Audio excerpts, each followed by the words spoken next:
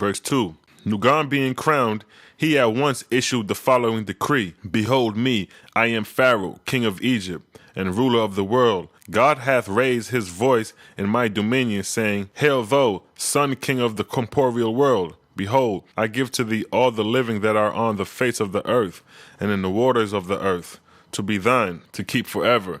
And I say unto thee, what is thy own is thy own, and thou shalt have dominion in thy own way. For I made all that are alive on the earth to be thine forever. Verse 3. Whether of beasts of the field, or fish in the waters, or man on the earth, all the living I created for thee, and thou shalt possess them from everlasting to everlasting. And the life of the living I give into thy keeping. And I said unto thee, the house of Pharaoh have I created, and it is my house also. Verse 4. And whoever ruleth on the throne of this land, the same is my son, and is the possessor, while though breath of life is in them. But when he dieth, and the throne fall to his successor, the rights and power and possessions of the king shall not die, nor be set at naught. But the successor shall be my Pharaoh, whom I raise upon unto my dominion. Thus saith the Lord. Verse 5. Now therefore I, Pharaoh, who am king, and possessor of all the world, by commandment of God, and by his son Osiris, who is dead and risen, being myself God of the earth, into whose hand are bequenched all the living, am today, yesterday, and forever, the same everlasting King, Lord of all. And I declare unto my people, who are mine by virtue of my authority from God, that only by my gracious indulgences hath any man or people right to put one foot before the other on this my sacred earth. Verse 6. And whoso goeth here or there, except by the sign of the signet of my seal, shall surely be put to death. Verse 7. And any multitude of my people who are my servants, whom the God of gods hath given into my hands to do my works, to till my earth, or to build my houses, or dig ditches, or make bricks, or gather harvests, or make cloth, or attend flocks, and to do all works whatsoever, whom may desire to escape out of Egypt, to go to my enemies, the foreign kingdoms, shall be deemed guilty unto death. And if such people start forth to quit my services to go out of my holy land, then shall my loyal slaves fall upon them and slay them right and left, sparing neither man, woman, or child. For thus commandeth the Lord God, whose son I am. So here is Nughan declaring the new son laws and the laws against the migration out of Egypt. And this new Pharaoh would be equivalent to AHMOSE, starting the new kingdom. Here Moses, Amenemhet IV, and Aaron confronts Nughan, AHMOSE, the new Pharaoh, starting the new kingdom. Book of the Ark of Bond, chapter 17, verse 8 through 19, it states, Jehovah through his angel spoke to Moses, saying, Go thou take Aaron thy brother, and go before the king, and plead thy cause. Moses said, O Jehovah, thou Almighty, why hast thou said this unto me? I have no argument in me, like other men, nor have I courage to face a man or woman. My tongue is slow to find words till after the opportunity. From my youth up I have known this man, Nughan, who is king, and if he but stomp his foot at me, I am helpless before him. Verse 9, Jehovah said, For that reason, my son, I can give thee my words. Go and fear not. Verse 10, Then Moses went before Pharaoh, taking Aaron with him. The king asked, What is thy will? And Moses said, I am come to beseech thee to suffer my people to depart out of Egypt. The king replied, The Lord is with me. He saith, Thou shalt not go, and I repeat the words of my God. Verse 11, Then spoke Moses, the power of Jehovah being upon him. Think not, O king, that bondage is for this world only. Here doth not the matter end. Thou hast here said in thy decree, even from the Lord hast thou spoken, saying, The life of the living give I into thy keeping. Said the Lord this to thee, Wherein then is justice, since pestilence and death are come upon thy people? Callest thou this keeping them?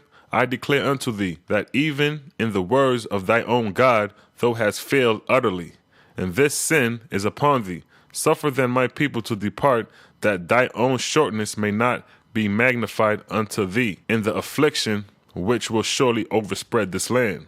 Verse 12, The king said, Thou hast no authority. Thou art a frozen serpent that was taken into the house of the king, and being thought out, thou turns to bite the benefactors. Thou art outlawed by men and accursed by the oracles.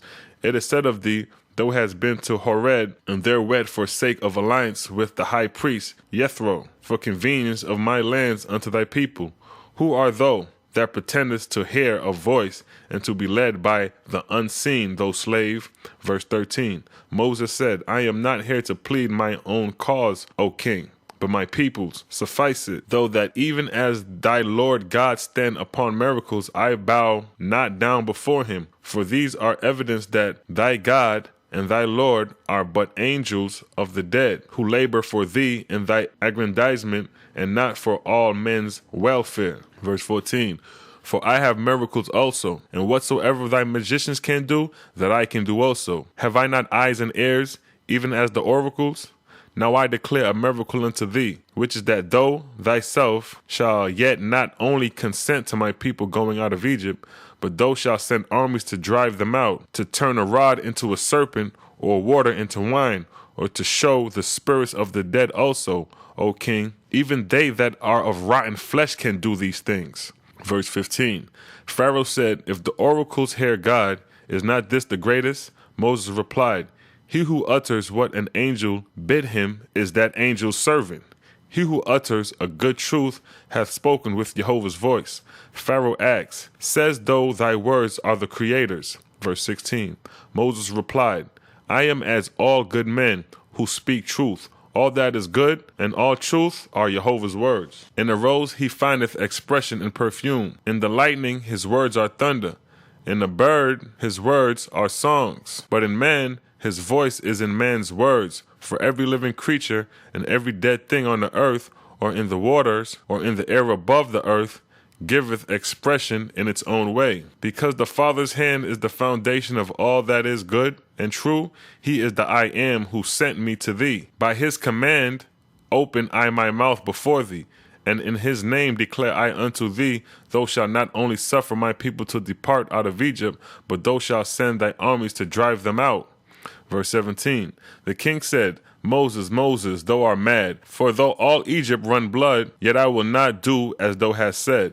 Then Moses replied, I tell thee, O king, there be two powers in heaven, that which is for justice and goodness, even Jehovah, and that which is for sin and death. And if the Creator lift off his protecting hand from Egypt, she shall in that day become the plague spot of the earth. Thou dost remember when in the ancient days great Thutmose built the first pyramid, thy forefathers decried the power of heaven, and straightway all the land and the great pyramid itself was flooded by evil spirits. And then came foreign kings and robbed and plundered Egypt. Think not, O king, these legends are but idle tales. There be gods and lords in heaven who could sweep the sea up and drown all this country. Behold, a day is set, a night is marked out, when the Lamb of peace shall die. And in that night the firstborn of every woman and the firstborn of every beast in the fields shall die for all the Egyptians. And in that same night not one of the Israelites shall go down in death. Jehovah saith, I will show my power through my people in the time of my covenant. Verse 18, Pharaoh said, were these things to be, God had come to more noble quarters. Thou art beside thyself, and I banish thee, nor will I again look upon thy face. Verse 19, Moses said, whether in this world or the next, thou shalt yet call upon me to deliver thee from torment. Nevertheless, I do thy bidings, neither will I come to thee again, nor shalt thou look upon my face for a long season. With that, Moses and Aaron saluted the king and departed. Now it's going to show why the hardships came to the Israelites, because after this discussion between Moses and the new Pharaoh, which would have been AHMOSE. Here it shows the Pharaoh that brought the heavy burden to the Israelites being NUGHAN, equivalent to AHMOSE, the first king of the new kingdom. Book of the Ark of Bond, chapter 18, verse 1 through 6, it states, Pharaoh called his chief superintendents and said unto them, as to the Hebrew brick makers, thou shalt no longer supply them with straw, but they shall gather stubble themselves. And they shall continue to make the same number of bricks.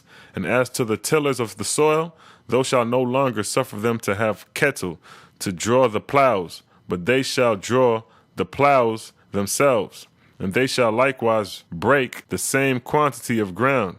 And in this way the king put extra hardship upon the Israelites because he was angry at what Moses said. So it was because of that discussion that they had that the Pharaoh brought the hardship, which would have been AHMOSE at the time. Verse 2, Moses perceived this, cried out unto Jehovah, saying, Oh, why didst thou send me before Pharaoh? Behold, matters are worse than before. Oh, that I had guarded my tongue and been of persuasive speech. Verse 3. Jehovah said to Moses, Rebuke not thyself, for thou hast done my command, and it shall come to pass now what otherwise would not. For such Israelites as hastened about going out of Egypt will now decide for themselves as to what they will do. And the hardship that Pharaoh hath newly added shall be a blessing to thy people. Verse 4. And it came to pass that the Israelites went away from their taskmasters, and the rabbis sent them to the heads. And the people of Israel were stirred up from one end of Egypt to the other. And as for the Egyptians, except the courtiers and nobles, they were likewise stirred up, but without any purpose or order, so that all the great land of Egypt had no tillers nor builders, and cleanliness departed away from them, and the country stank as a dead carcass, so that insects and vermin filled all the air of heaven. Verse 5. But of the faithless the flesh was good, and vermin came not upon them, nor were they stricken with fever or lepers or scabs like the Egyptians. Verse 6. Pharaoh ordered his army of 200,000 to take the field, but lo and behold, they were scattered and afflicted, so that they were only as vagrants without head or discipline. Now here it gives the plagues of the locusts. Book of the Ark of Bond, chapter 18, verse 7 through 10, it states, Jehovah spoke to Moses, saying, Now will I show her philosophers a miracle in the air above the earth. Have they not said, All things come up out of the earth? For they have tried every way to put me aside, and to explain my creation away as an idle tale. They shall look and see the sun, and declare of a truth there is no cloud. But while they look up, they shall see a cloud high up in the heavens, and it shall be broad as the land of Egypt, a very black cloud, and it shall descend to the earth, and it shall prove to be locusts, come without any seed, and they shall be so numerous that in 3 days they will eat up every green leaf of every tree and herbs in all the land. Neither shall they be like any other locusts that have been on the earth, or even shall be. For man shall comprehend that they are not of the seed of the earth. Verse 8. Moses sent with the herald his prophecy to the king, and he added thereto, Why hast thou put more hardship on my people? Seest thou not that the evil thou hast hoped to accomplish hath cured itself, even before it came to pass? For the Israelites now work not at all, and their taskmasters are left in the lurch. Again I call upon thee to let my people go. Verse 9. The king replied not to this, but silently put his officers to work, drilling and equipping his armies and collecting them together. The which, when Moses beheld, he understood to be the sign, as the Great Spirit had previously said, when the cloud would appear. And it came to pass on a very clear day, at noon, a cloud formed high up in the firmament, and it grew blacker and blacker until it descended upon the earth, and it was locust, and it was even as a snowstorm that covered the land of the earth, in places to the depth of the shoes and ankles. And they fell to eating every green leaf and herb and grass, so that in 2 days there was not a leaf to be found far or near. And on the 3rd day the locusts, being still unappeased as to hunger, fell upon the Egyptians, old and young, feeding upon their clothes, and even upon the flesh of the Egyptians. Verse 10. And on the 4th day Jehovah caused a great wind to come, and it blew the locusts off into the sea. And again Moses sent heralds to the king, saying, Consider now my words, and be wise. I have told thee that the hand of the Creator is upon this land. In thy heart thou says, Moses is a fool, only a windstorm fetched the locusts from a far-off country. Now, this plague of locusts can be verified on the IPUWER papyrus, where it states trees are destroyed. Verification. Now here is the plague of the frogs. Book of the Ark of Bond, chapter 18, verse 11 through 12, it states, But I say unto thee, O king, this is not so. And thou shalt still further behold Jehovah's power. For as the locust came down out of the firmament, and thou hast philosophers for thy occurrences, behold, now another miracle shall come in another way. For there shall suddenly come up out of the waters frogs and reptiles, and they shall likewise be so numerous on the land that man shall not find where to put his foot, that it shall not come upon them. And the 1st day they shall be harmless, but on the 2nd day they shall crawl upon the people, and under their clothes. and in their houses. And on the third day they shall eat the flesh of the Egyptians, but they shall not touch one Hebrew in all the land. Verse 12. Nor shall any man find whence come so many frogs and reptiles, for they shall not be like the seed of other frogs and reptiles. And on the fifth day they shall suddenly disappear, neither by wind nor rain, but a stench as of rotten flesh shall strangle the Egyptians near unto death. Now here's where the firstborn of the Egyptians died. On the IPUWER papyrus it states, he who places his brother in the ground is everywhere. And here in AHMOSE states, Book of the Ark of Bond, chapter 18, verse 13 through 15 states, verse 13. Again, I appeal unto thee, O king, to suffer my people to depart out of Egypt in peace. This is the last time I shall solicit thee. And if thou answers not me, then shall it come to pass in the month of Abib, on the 9th day and night thereof, Jehovah will raise his hand over Israel.